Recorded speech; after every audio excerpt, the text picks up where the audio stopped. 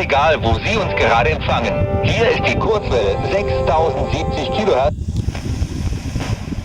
Einer.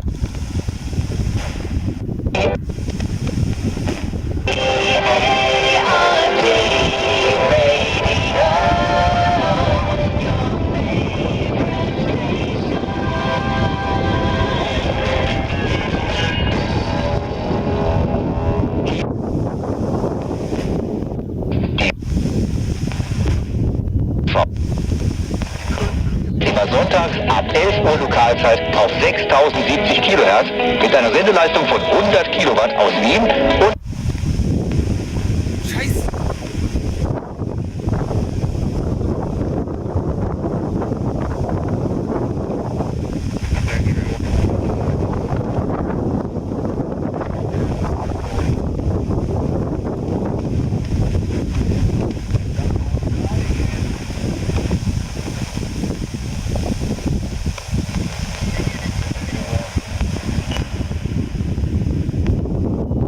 RC.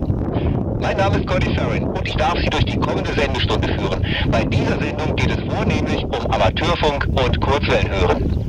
Sie hören in der heutigen Sendung ein Editorial des Chefredakteurs, aktuelle News aus dem Verein, ein Interview mit ON Christian Enzfelder, Vorstandsmitglied des DARC, aktuelle DX-Meldungen und die Funkwettervorhersage.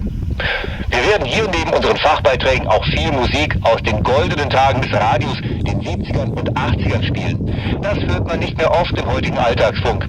Lassen Sie uns zusammen in diesen goldenen Erinnerungen schwelgen und sie nicht untergehen lassen. Wir legen daher gleich los mit einer echten Vitaminpille von Fats Domino und Lady Brady.